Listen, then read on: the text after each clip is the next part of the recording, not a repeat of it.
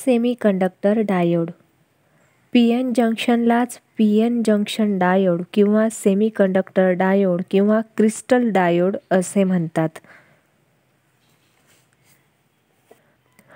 P-N जंक्शनमधील दोन्ही भागापासून सर्किटमध्ये विद्युत जोडणी करण्यासाठी एक टोक बाहेर काढलेले असतात.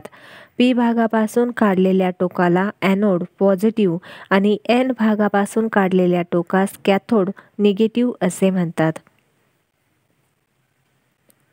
डायोड हा सर्किटमध्ये जोडला असता फक्त फॉरवर्ड बायसने जोडणी केली तरच करंट वाहण्याला कमीत कमी विरोध करून करंटला वाहून नेतो, परंतु जर रिव्हर्स बायसने जोडणी केल्यास करंट वाहण्याला जास्तीत जास्त विरोध करून करंटला वाहू देत नाही. डायोडच्या या विशेष गुणामुळे डायोडचा उपयोग हा एसीचे डीसीमध्ये रूपांतर करण्यासाठी रेक्टिफायर म्हणून केला जातो. डायोडची जोडणी व टेस्टिंग.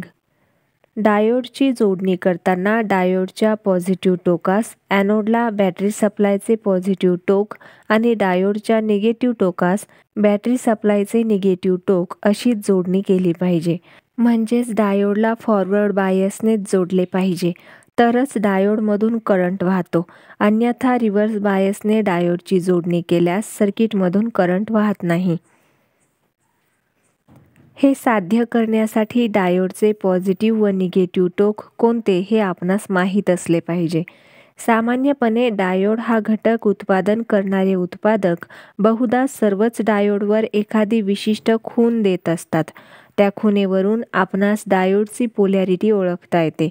तरी परंतु एखादेवेळी उत्पादकाची खूण अस्पष्ट असेल किंवा पुसली गेली असेल तर आपणास मल्टीमीटरने अथवा ओहम मीटरने डायोडचे पॉझिटिव्ह व निगेटिव्ह पोलॅरिटी ओळखता येते. त्यासाठी आकृतीत दाखवल्याप्रमाणे ओहम मीटरचा सिलेक्टर स्विच R/100 या स्थितीवर ठेवून जोडणी करावी. मल्टीमीटरने डायोडला फॉरवर्ड बायसने जोडणी केल्यास ओहम मीटरच्या काट्याचे डिफ्लेक्शन होऊन कमीत कमी रेझिस्टन्स मिळेल. त्यावरून मीटरच्या पॉझिटिव्ह टोकाला डायोडचे जे टोक जोडले असेल ते पॉझिटिव्ह समजावे आणि दुसरे टोक निगेटिव्ह समजावे. या उलट डायोडला मल्टीमीटरने रिव्हर्स बायसने जोडले तर मीटरच्या काट्याचे उलट दिशेला डिफ्लेक्शन होऊन हाय रेझिस्टन्सची नोंद मिळेल. यावरून मीटरच्या पॉझिटिव्ह टोकाला डायोडचे निगेटिव्ह टोक जोडले आहे असे समजावे आणि दुसरे टोक पॉझिटिव्ह समजावे. डायोडची जोडणी एखाद्या सर्किटमध्ये करून त्याचेकडून कार्य करून घेत असताना बऱ्याच वेळा डायोडमध्ये ओपन सर्किट व शॉर्ट सर्किट असे दोष उत्पन्न होऊ शकतात. हे दोष आपणास शोधून काढता आले पाहिजेत. डायोडमधील दोष शोधण्यासाठी तो डायोड त्याच्या सर्किटपासून वेगळा केला पाहिजे. नंतर मल्टीमीटरने अथवा ओहम मीटरने पुढील प्रमाणे टेस्टिंग घेऊन दोष शोधला पाहिजे.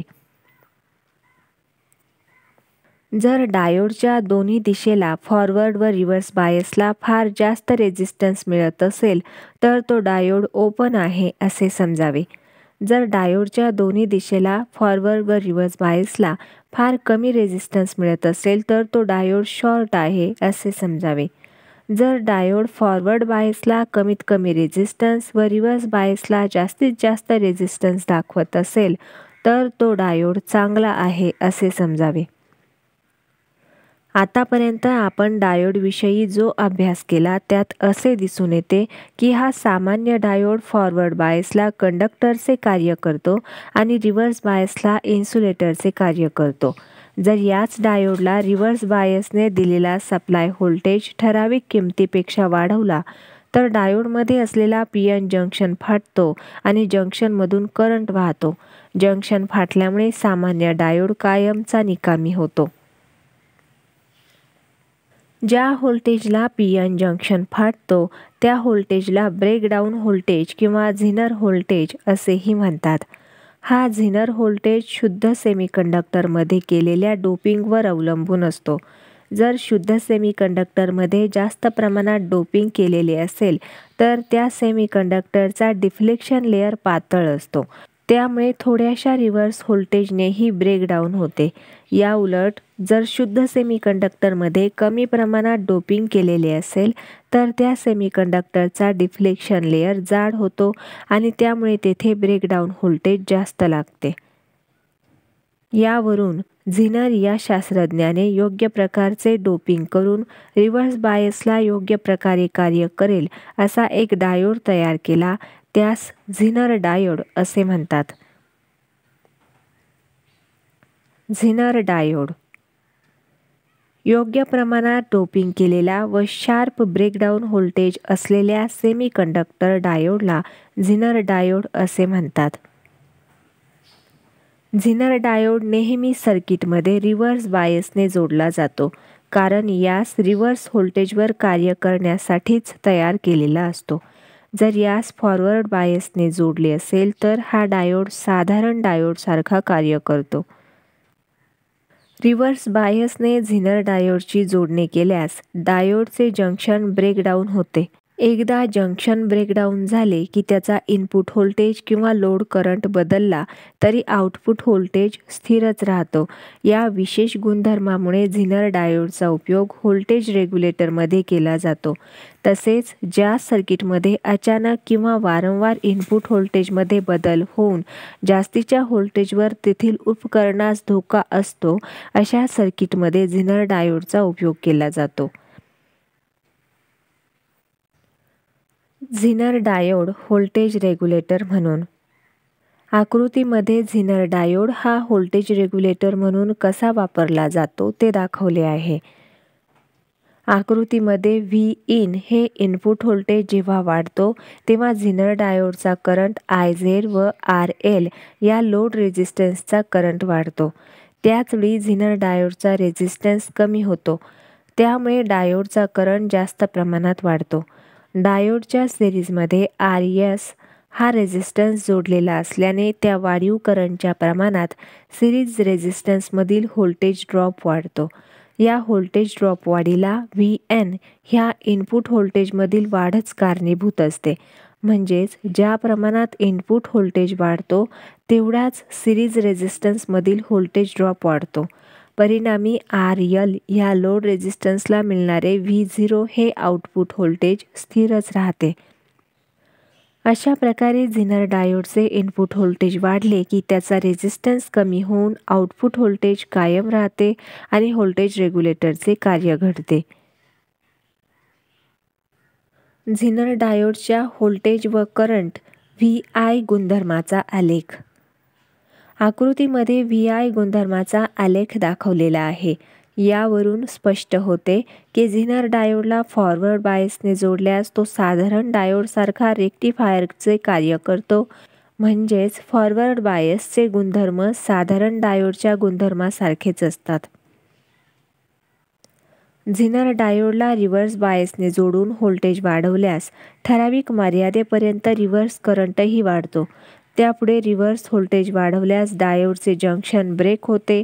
ज्या व्होल्टेजवर जंक्शन ब्रेक होते त्या व्होल्टेजला ब्रेकडाऊन व्होल्टेज असे म्हणतात. यास झिनर व्होल्टेज VZ असेही म्हणतात. या झिनर व्होल्टेजच्या पुढे जर रिव्हर्स व्होल्टेज वाढला तर आकृतीत दाखवलेल्या KNEE बिंदूच्या पुढे एकदम तीव्रपणे रिव्हर्स करंट वाढतो. या करंटला झिनर करंट असे म्हणतात. यावरून झिनर डायोडला रिव्हर्स बायसने जोडून व्होल्टेज वाढवल्यास डायोड करंट I सुद्धा हळूहळू वाढतो.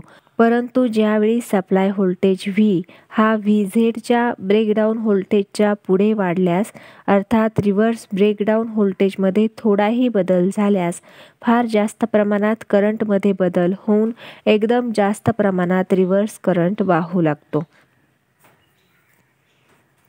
झिनर डायोडच्या रिव्हर्स बायस गुणधर्मात खालील बाबी पाहावयास मिळतात. ब्रेकडाऊन व्होल्टेज वाढवला तर डायोडचे जंक्शन ब्रेकडाऊन होते. एकदा जंक्शन ब्रेकडाऊन झाले की जरी झिनर करंट वाढला तरी त्याचा व्होल्टेज V हा VZला स्थिर राहतो. रिव्हर्स करंट वाहताना आलेखामध्ये एकदम वळण दिसते. झिनर डायोड हा चटकन वेळ न घालवता ब्रेकडाऊन होण्यासाठी योग्य प्रमाणात डोपिंग करून तयार केलेला असतो. झिनर डायोड हा शार्प ब्रेकडाऊन व्होल्टेजचा असतो. जेव्हा फॉरवर्ड बायसने जोडला जातो तेव्हा त्याचे गुणधर्म सामान्य डायोडसारखे असतात. झिनर डायोड हा त्वरित जळणारा नसतो, कारण नी पॉईंटच्या पुढे जरी एकदम रिव्हर्स करंट झिनर करंट वाढला तरी तो करंट ब्रेकडाऊन रिजनमध्ये येतो. त्याच क्षणी बाहेरील सर्किट डायोडला जोडले असल्याने बाहेरील लोड रेझिस्टन्स आणि डायोडची पॉवर यामुळे करंटवर नियंत्रण होते.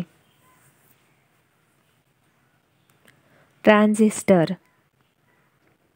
साधारण पी-एन जंक्शन डायोडमध्ये तिसरा अपद्रव्य मिसळला असता तयार होणाऱ्या 2 पी-एन जंक्शन व 3 टर्मिनल असणाऱ्या सेमीकंडक्टर घटकाला ट्रान्झिस्टर असे म्हणतात. यास बायपोलर जंक्शन ट्रान्झिस्टर असेही म्हणतात. ट्रान्झिस्टर म्हणजे 2 डायोडचे एकत्रीकरण असते. ट्रान्झिस्टर हा एक क्रियाशील घटक आहे जो की आधुनिक इलेक्ट्रॉनिक्सचा हृदय आहे. हा घटक कमकुवत विद्युत सिग्नल स्वीकारून त्या कमकुवत विद्युत सिग्नलचे विस्तारित सिग्नलमध्ये रूपांतर ॲम्प्लिफिकेशन करतो. हा घटक जवळपास सर्व इलेक्ट्रॉनिक उपकरणांमध्ये जसे रेडिओ, टीव्ही, टेप कॉर्डर, कॉम्प्युटर इत्यादींमध्ये वापरला जातो. ट्रान्झिस्टर अस्तित्वात येण्यापूर्वी म्हणजे 1947 पूर्वी निर्वात नळी व्हॉल्व्ह यांचा ॲम्प्लिफायर म्हणून उपयोग केला जात होता. वर्तमानात उपयोगात असलेला ट्रान्झिस्टर हा निर्वात नलिके व्हॉल्व्हपेक्षा आकाराने अतिशय लहान असतो. यामध्ये फिलामेंट नसते, म्हणून हीटिंग पॉवर खर्च करावी लागत नाही. कोणत्याही स्थितीत कार्यान्वित होतो. हा यांत्रिकदृष्ट्या निर्वात नळीपेक्षा मजबूत असतो, टिकाऊ असतो, वर्किंग व्होल्टेज कमी असते. म्हणून जसेही ट्रान्झिस्टर बाजारात उपलब्ध झाला की निर्वात नळीचा वापर कमी करण्यात आला आहे. ट्रान्झिस्टरची रचना. ट्रान्झिस्टरच्या रचनेत 2 सारख्या PP किंवा NN सेमीकंडक्टर अपद्रव्यामध्ये विरुद्ध N किंवा P सेमीकंडक्टर अपद्रव्ये डोपिंग केलेले असतात. आकृती अ मध्ये 2 P टाईप सेमीकंडक्टरमध्ये एक N टाईप आणि आकृती ब मध्ये 2 N टाईप सेमीकंडक्टरमध्ये एक P टाईप सेमीकंडक्टर मिसळून तयार होणारे ट्रान्झिस्टर दाखवलेले आहेत. अशा प्रकारे 2 पी-एन जंक्शन तयार करून त्यापासून 3 टर्मिनल बाहेर काढलेले असतात. त्या 3 टर्मिनलला इमिटर, बेस व कलेक्टर असे म्हणतात. इमिटर व बेस मिळून एक पी-एन जंक्शन असतो आणि कलेक्टर व बेस मिळून दुसरा पी-एन जंक्शन असतो. इमिटर. ट्रान्झिस्टरमध्ये 2 पी-एन जंक्शन असतात आणि 3 भाग असतात. त्यातील एका बाजूचा जो भाग मेजॉरिटी कॅरियर होल किंवा इलेक्ट्रॉन पुरवण्याचे कार्य करतो त्यास इमिटर असे म्हणतात. इमिटर हा नेहमी फॉरवर्ड बायसनेच जोडावयाचा असतो. म्हणजेच ट्रान्झिस्टरमध्ये पी टाईपचा भाग इमिटर म्हणून असेल तर त्यास बॅटरी स्रोताचे पॉझिटिव्ह टोक जोडावयाचे असते. या उलट जर एन टाईप भाग इमिटर म्हणून असेल तर त्यास बॅटरी स्रोताचे निगेटिव्ह टोक जोडावयाचे असते. एन टाईप सेमीकंडक्टरचा इमिटर असेल तर त्या इमिटरचे कार्य म्हणजे बहुसंख्य इलेक्ट्रॉन बेसला पुरवणे हे असते आणि जर पी टाईप सेमीकंडक्टरचा इमिटर असेल तर त्याचे कार्य म्हणजे बहुसंख्य होल बेसला पुरवणे हे असते. या कार्यामुळेच ट्रान्झिस्टरचे सांकेतिक चिन्ह दाखवत असताना त्यातील 3 टोकांपैकी फक्त इमिटरलाच बाणाची खूण दाखवलेली असते. पी टाईपच्या इमिटरला आतमध्ये जाणारी बाणाची खूण असते आणि एन टाईपच्या इमिटरला बाणाची खूण बाहेर येणारी असते. बेस. ट्रान्झिस्टरचा मधला भाग की ज्यामुळे 2 भाग तयार होतात त्यास बेस असे म्हणतात. ट्रान्झिस्टरमध्ये इमिटर किंवा कलेक्टर विभागाच्या तुलनेत बेस विभाग हा अतिशय पातळ असतो. इमिटर बेस जंक्शन नेहमी फॉरवर्ड बायसने जोडावयाचे असतात आणि या सर्किटला इनपुट सर्किट असे म्हणतात. या इनपुट सर्किटचा रेझिस्टन्स इम्पिडन्स कमीत कमी असतो. कलेक्टर. इमिटरचा विरुद्ध भाग जो की इमिटरपासून येणारे इलेक्ट्रॉन बेसमार्फत गोळा कलेक्ट करतो त्यास कलेक्टर असे म्हणतात. ट्रान्झिस्टर कार्य करीत असताना कलेक्टर विभागात जास्त प्रमाणात उष्णता निर्माण होते, म्हणून कलेक्टर विभाग हा इमिटर बेसच्या तुलनेत आकाराने मोठा ठेवलेला असतो. इमिटर बेस जंक्शन हे नेहमी रिव्हर्स बायसने जोडावयाचे असतात आणि या सर्किटला आउटपुट सर्किट असे म्हणतात. या आउटपुट सर्किटचा रेझिस्टन्स इम्पिडन्स जास्तीत जास्त असतो. ट्रान्झिस्टरचे प्रकार. ट्रान्झिस्टरच्या जंक्शनवरून ट्रान्झिस्टरचे खालील 2 प्रकार पडतात: NPN transistor, PNP transistor. NPN transistor. NPN ट्रान्झिस्टरमध्ये 2 N टाईप सेमीकंडक्टरमध्ये एक P टाईप सेमीकंडक्टर बसवलेला असतो. NPN ट्रान्झिस्टरची कार्यपद्धत. आकृतीमध्ये दाखवल्याप्रमाणे इमिटर बेस जंक्शनला फॉरवर्ड बायस आणि कलेक्टर बेस जंक्शनला रिव्हर्स बायसने बॅटरीमार्फत सप्लाय दिला असता N प्रकारच्या इमिटरपासून मुक्त होणारे इलेक्ट्रॉन बेसकडे वाहतात. इमिटरचे इलेक्ट्रॉन बेस विभागात आल्यानंतर P प्रकारच्या बेसमधील होल व इलेक्ट्रॉन यांचे एकत्रीकरण होते. P प्रकारचा बेस फारच पातळ असल्याने त्यातील होल सुद्धा इलेक्ट्रॉन्सच्या संख्येच्या तुलनेने कमीच असतात. त्यामुळे एकूण इलेक्ट्रॉन्सच्या सुमारे 5% इलेक्ट्रॉन हे तेथील होल सोबत एकत्रित होऊन बेस करंट वाहतो. बाकीचे 95% इलेक्ट्रॉन कलेक्टर विभागात प्रवेश करतात.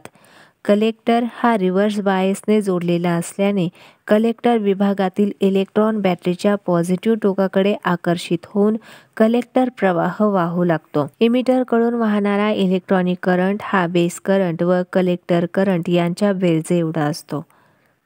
ट्रान्झिस्टर जर्मेनियमचा असेल तर 0.3 व्होल्ट आणि सिलिकॉनचा असेल तर 0.7 व्होल्ट ट्रान्झिस्टरच्या इमिटर बेस जंक्शनला फॉरवर्ड बायसने आणि कलेक्टर बेस जंक्शनला रिव्हर्स बायसने सप्लाय दिला असता करंट वाहू लागतो.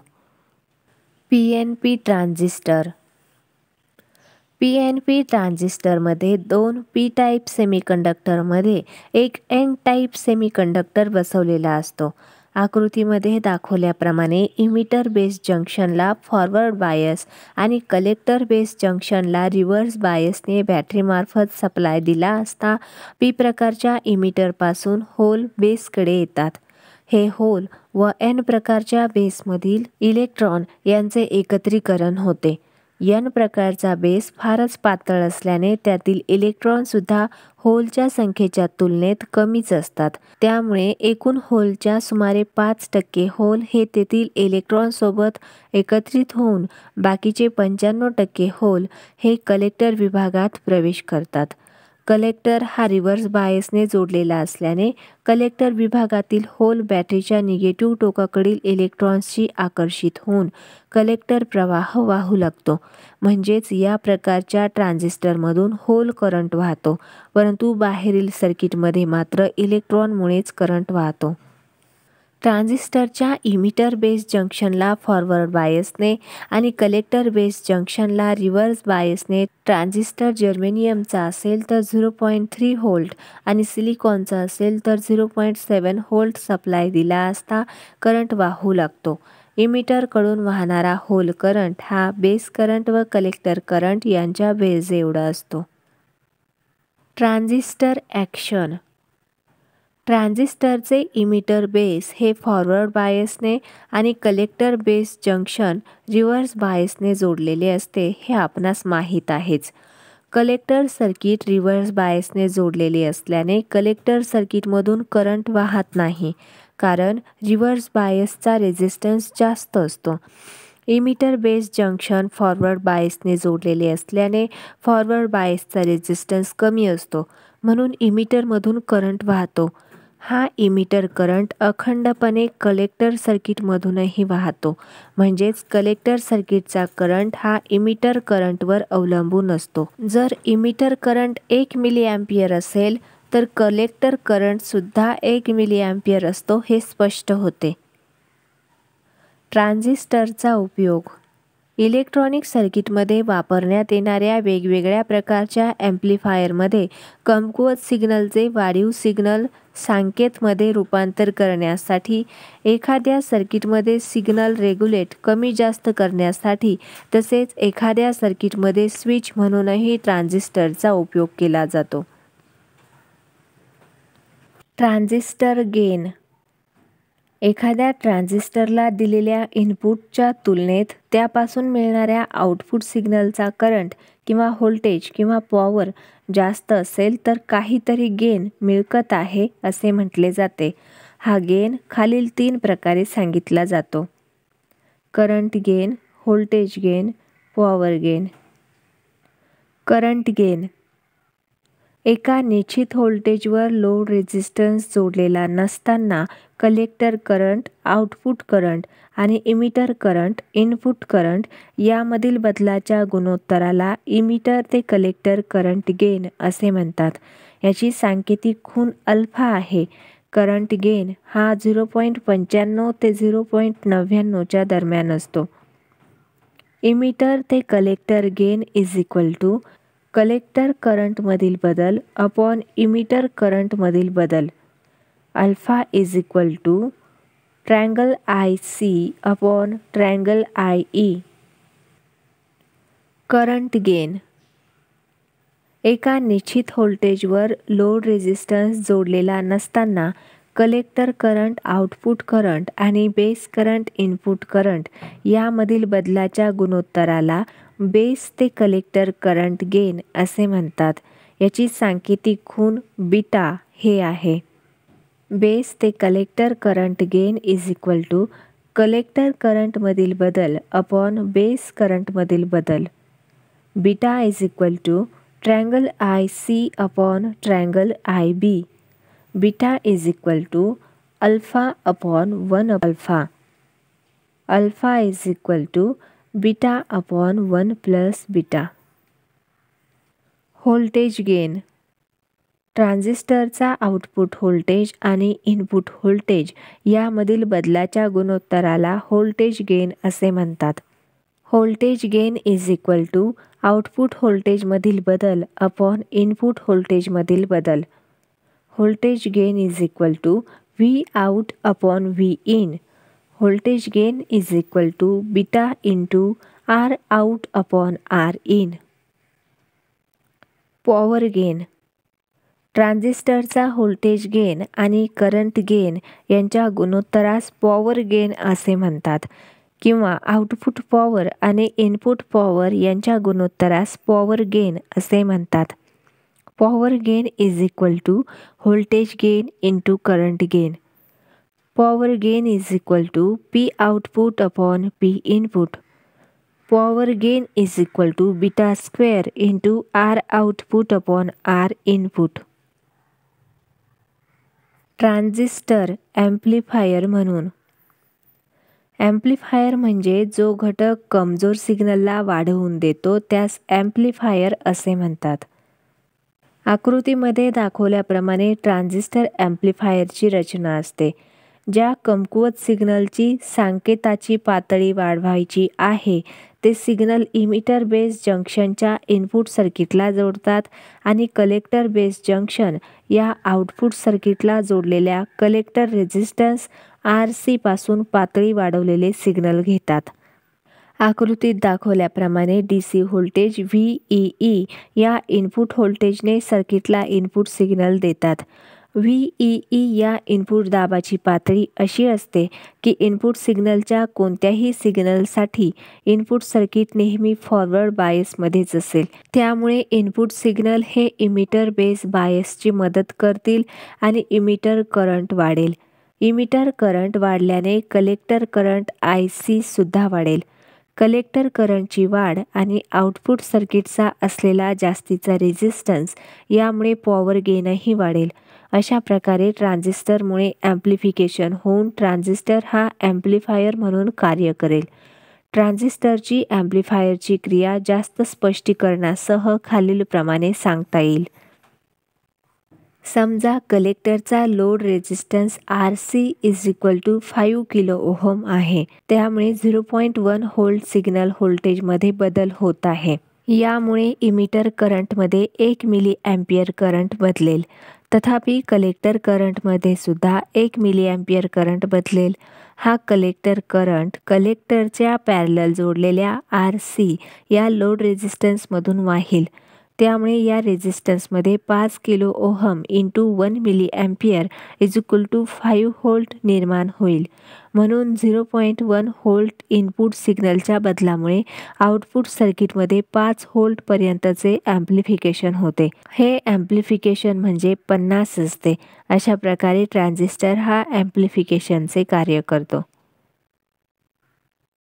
उदाहरणार्थ, एका कॉमन बेस ट्रान्झिस्टरचा इनपुट रेझिस्टन्स 20 ओहम आहे, आउटपुट रेझिस्टन्स 100 किलो ओहम आणि कलेक्टर लोड रेझिस्टन्स हा 1 किलो ओहम आहे. जर इमिटर आणि बेस या इनपुट सर्किटला 500 मिली व्होल्टेजचे सिग्नल पुरवले तर व्होल्टेज ॲम्प्लिफिकेशन माहीत करा. Input current IE is equal to signal upon R input. IE is equal to 500 milli volt upon 20 ohm is equal to 25 milli ampere.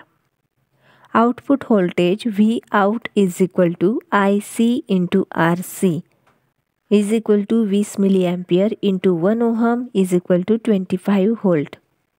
Voltage amplification AV is equal to Vout upon signal is equal to 25 volt upon 500 millivolt is equal to 50.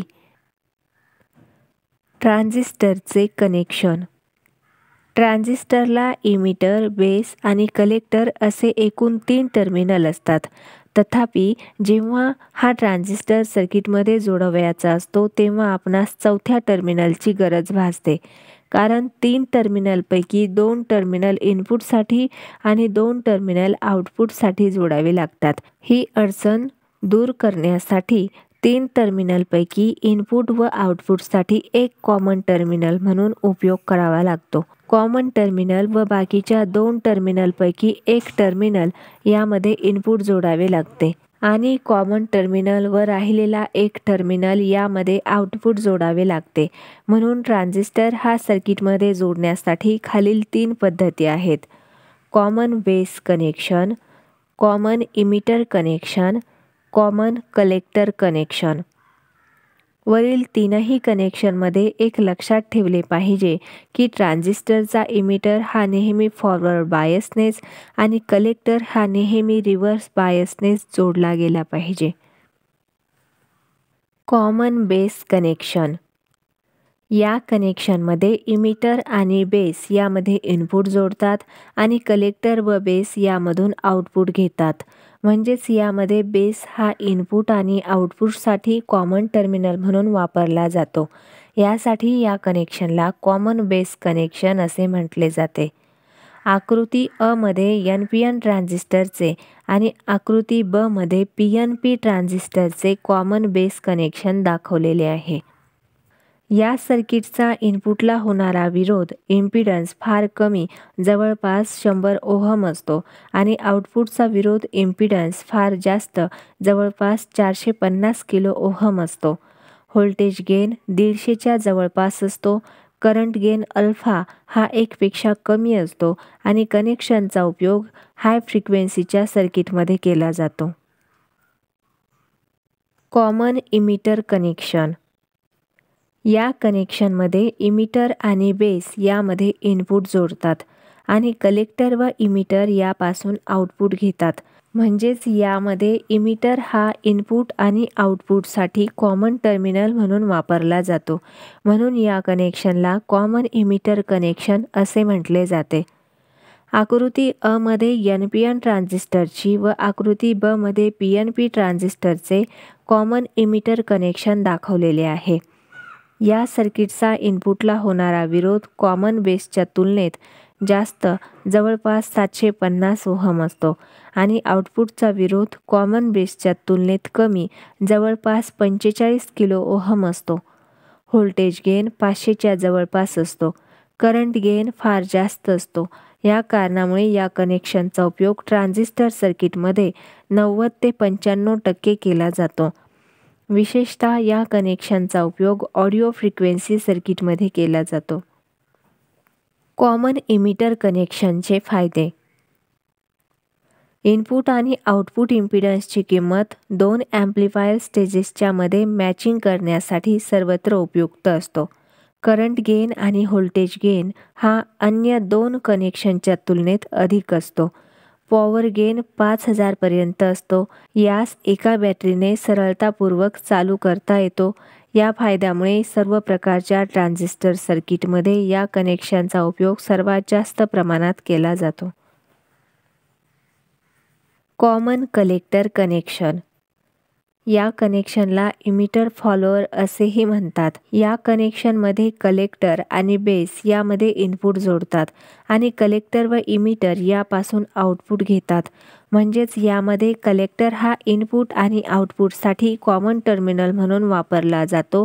म्हणून या कनेक्शनला common collector connection असे म्हटले जाते.